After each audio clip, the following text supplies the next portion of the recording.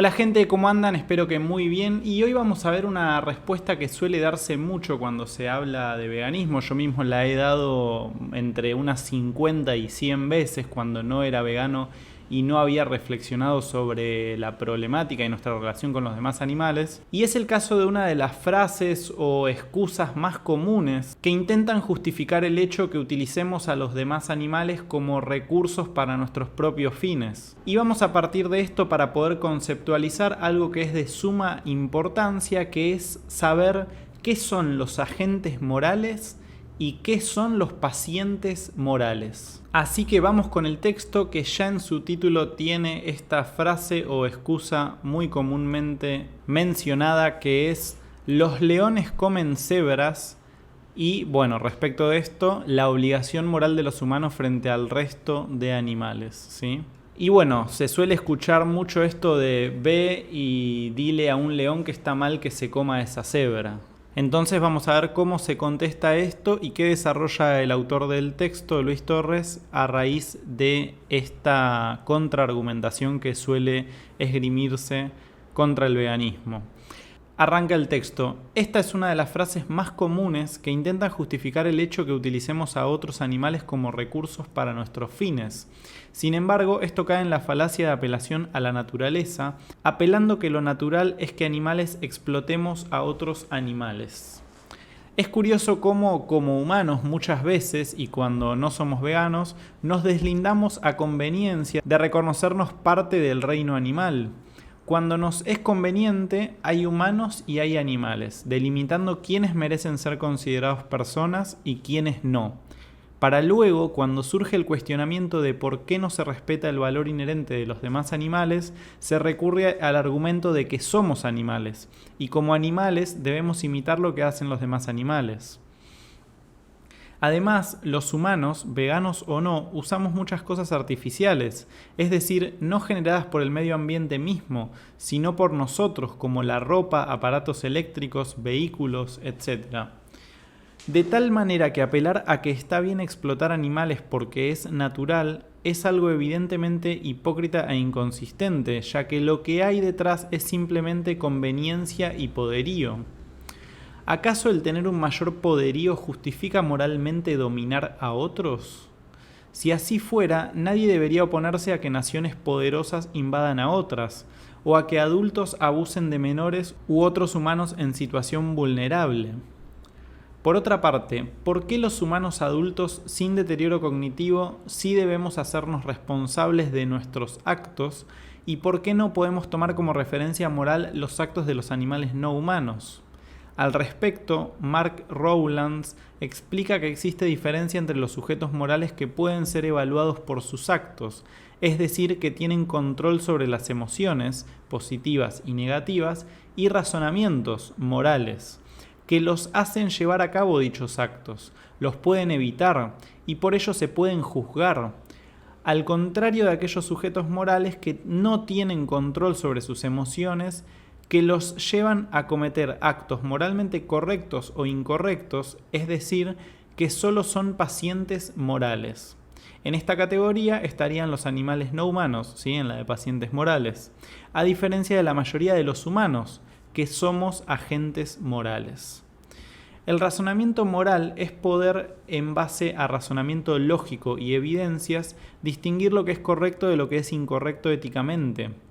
Este es gradual, es decir, no todos los sujetos cuentan con el mismo razonamiento moral. En el caso de los humanos sin deterioro mental, este se puede ir desarrollando. En el caso de los humanos con algún deterioro mental, y el caso de los demás animales también, este razonamiento moral puede no ser suficiente para en toda situación tener claras las implicaciones morales de los actos. Existe evidencia de que los animales no humanos realizan ocasionalmente actos altruistas de empatía y compasión. Al parecer, esto es una cuestión de la evolución, al permitir leer lo que el otro siente, lo cual en diversos escenarios posibilita la supervivencia. Es necesaria para crear afinidad entre grupos de individuos para conseguir comida, cuidar de la descendencia, etc. A los demás animales no podemos evaluarles sus acciones, positivas o negativas, como a los humanos que sí pueden hacerse responsables de sus actos, no porque no entiendan nuestro idioma o cultura, sino por los argumentos anteriormente expresados. Aludir a la cultura o idioma para escapar de ser evaluados por nuestros actos como humanos adultos con cognición suficiente para controlar las emociones que nos impulsan a realizar actos sería caer en el relativismo cultural, bajo el cual no se analizan los actos de acuerdo a razonamientos lógicos ni evidencias comprobables, sino bajo el dogma de que lo bueno y lo malo es una cuestión relativa. Un niño pequeño, a pesar que entienda nuestro lenguaje, no puede ser juzgado por sus actos.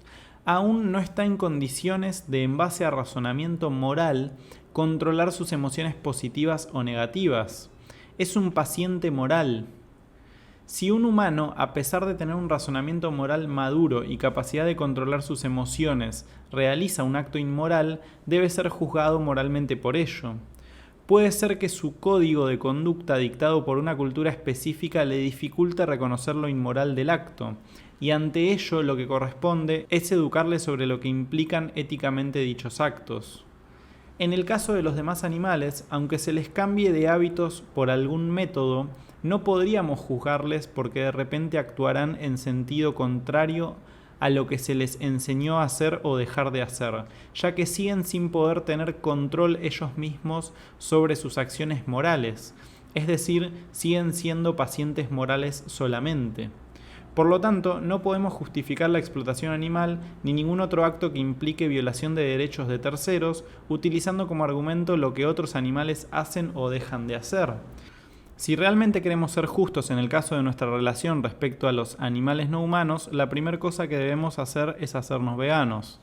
Y para consolidar estos términos de agentes morales y pacientes morales, vamos a ver este pequeño post en el cual se describen a grandes rasgos las características de lo que estuvimos clasificando y vamos a leerlo. Agente moral, ¿sí?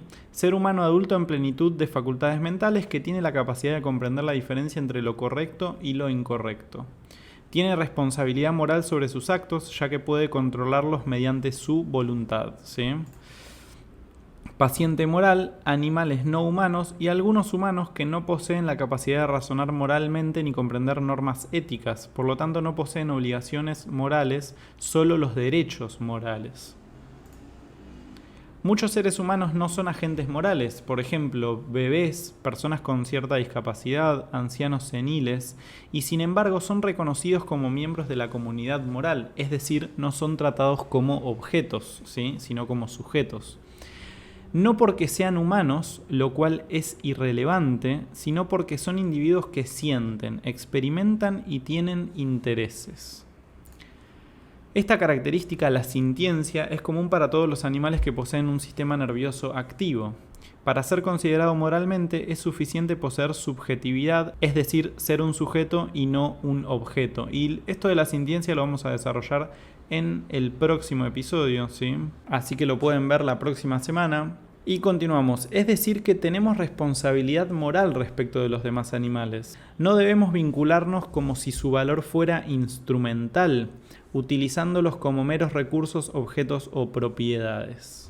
Y bueno, esto se resume en que como tenemos la capacidad de discernir entre el bien y el mal, a diferencia de los pacientes morales, somos responsables de las acciones sobre las cuales tenemos poder de decisión.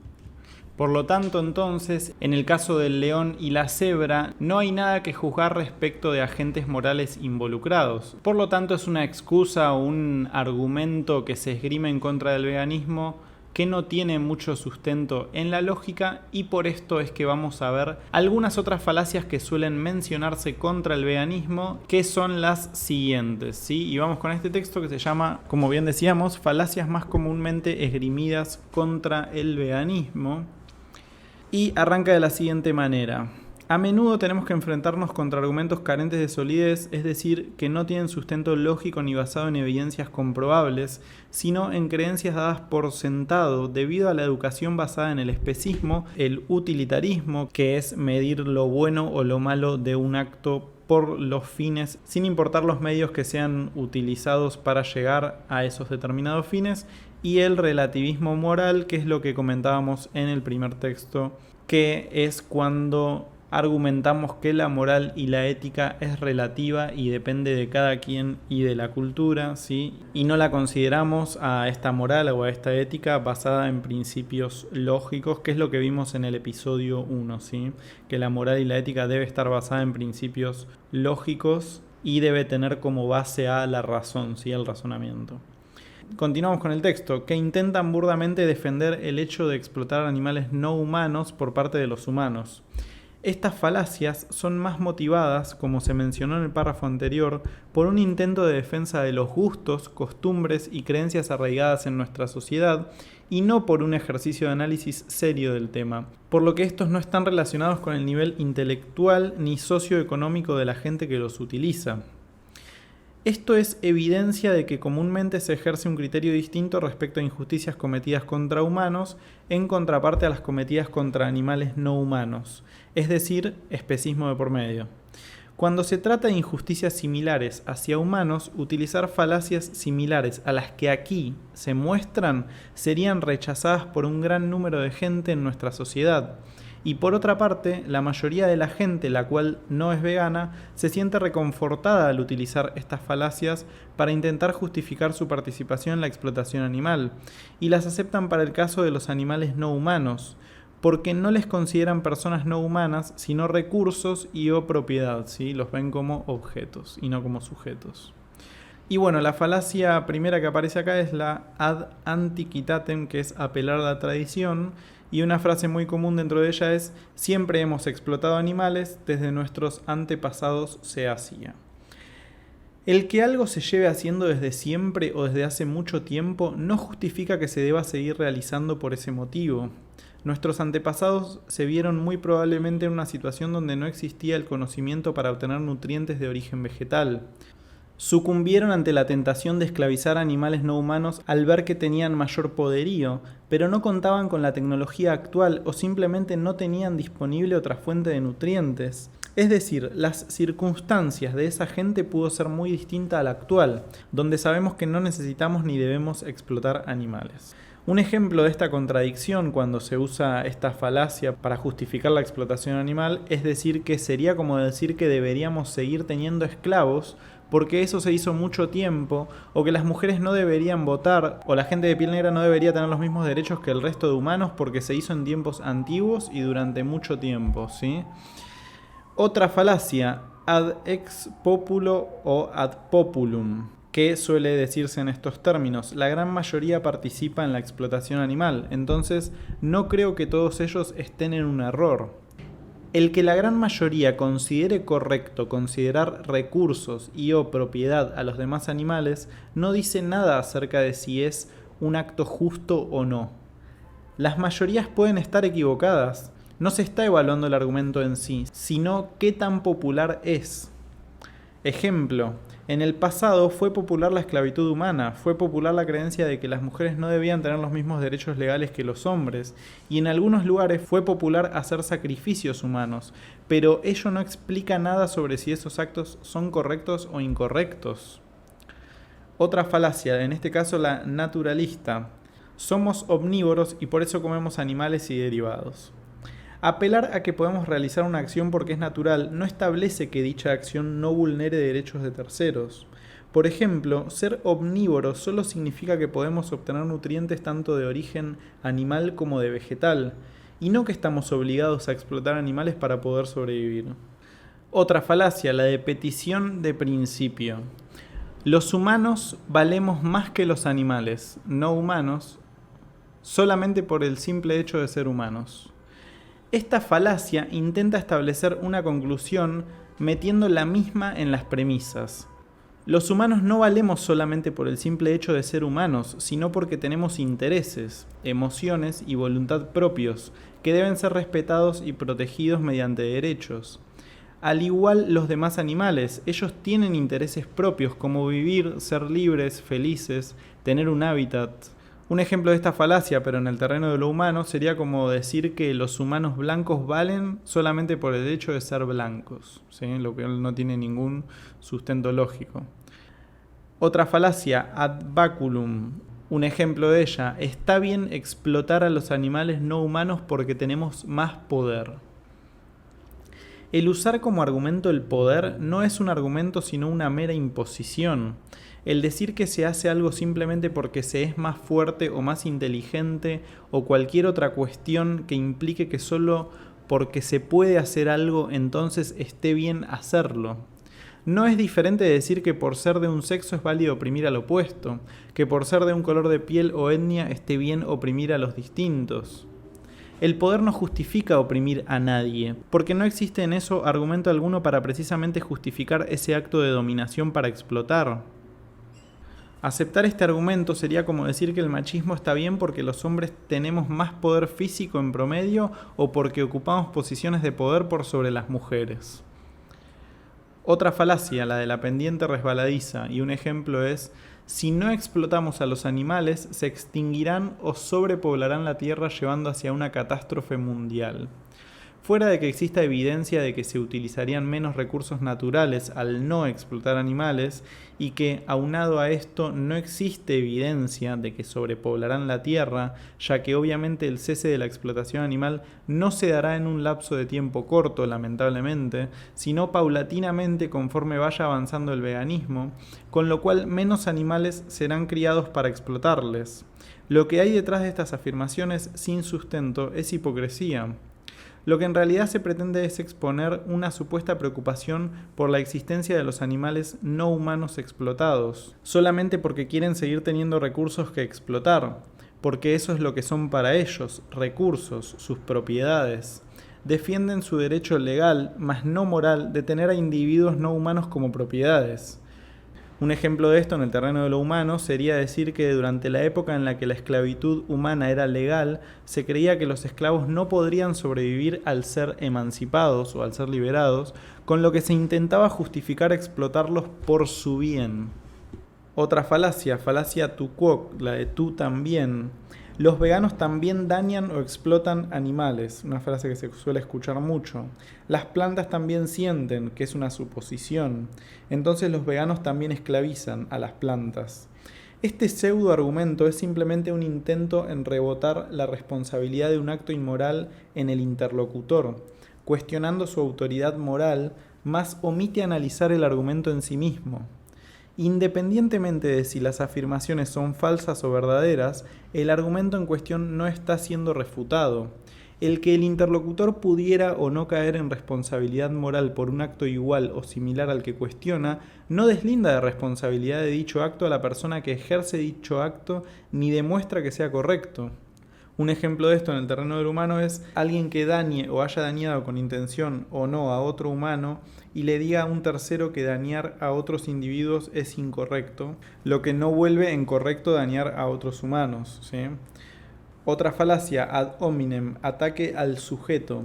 Un vegano me habló de mala manera, por lo tanto rechazo el veganismo. En oraciones similares a esta no se está evaluando el argumento en sí mismo, sino evaluando a una persona. Decir que se rechaza el veganismo porque hay algunas personas veganas con cierto comportamiento no deseable sería como rechazar dejar de ser racista debido a que hay gente que no es racista pero tiene otros comportamientos incorrectos. Un ejemplo de esto en el terreno del humano sería que nos parecería absurdo e injusto rechazar dejar de ser sexista porque hay gente no sexista que es grosera en su forma de hablar. Otra falacia, la del falso dilema. Los veganos se preocupan más por los animales no humanos que por los humanos. Estar a favor de reconocer los derechos de los animales, como el derecho a no ser propiedad, no significa que nos importen más los animales no humanos o que no nos importen los humanos. Una cosa no impide la otra, es decir, no son mutuamente excluyentes. Un ejemplo en el terreno del humano es que sería esto tan absurdo como afirmar que estar a favor de los derechos de los niños es estar en contra de los adultos mayores o que estar a favor de los derechos de la gente racializada es estar en contra de los blancos. Esta afirmación también podría caer en la falacia hombre de paja, donde se tergiversan los argumentos del otro para intentar dar validez al propio. Otra falacia, ad verecundiam. Y ejemplos de ellos son los siguientes. La alimentación apta para veganos no es saludable, me lo dijo un doctor. Las plantas sienten, lo vi en un video. Apelar a que alguien que o no está calificado para emitir una afirmación en el tema o basarse en dicha opinión, a pesar de que no hay consenso en dicha rama entre profesionales del tema o simplemente no se demuestran las evidencias, no demuestra que la afirmación sea verdadera. No se analiza el argumento en sí de nuevo, sino que solo en base a quién lo dice. En el primer ejemplo propuesto, hay organizaciones de profesionales de la salud que han mostrado evidencias que avalan una alimentación sin sustancias de origen animal, aunque aún hay otros profesionales de la salud que no la avalan, pero no han refutado contundentemente las evidencias de quienes sí lo hacen. Un ejemplo de esto podría ser que en el pasado doctores recomendaban fumar cigarrillos de tabaco, por ejemplo. Seguramente habrá muchas más, pero considero estas son las que más se suelen dar en conversaciones entre veganos y no veganos. Y bueno, estas son las falacias o las contraargumentaciones más escuchadas cuando hablamos de veganismo con la gente. Pueden, si quieren, agregar en los comentarios algunas otras que hayan escuchado o simplemente alguna otra que piensen que sea correcta para que podamos dar los argumentos que sustentan la posición contraria. Y espero que haya quedado bien clara la diferencia entre lo que son los agentes y los pacientes morales, que más allá de que la temática se haya abordado desde una excusa muy común, que es la de que porque los leones se comen a las cebras deberíamos no preocuparnos por los actos que cometemos como seres humanos, lo importante es que quede bien claro quiénes somos responsables de los actos y quiénes no. Y en base a esto tener bien presentes cuándo estamos ejerciendo discriminaciones arbitrarias y cuándo no. Así que muchas gracias por haber estado ahí y nos vemos en el próximo episodio con más lecturas veganas.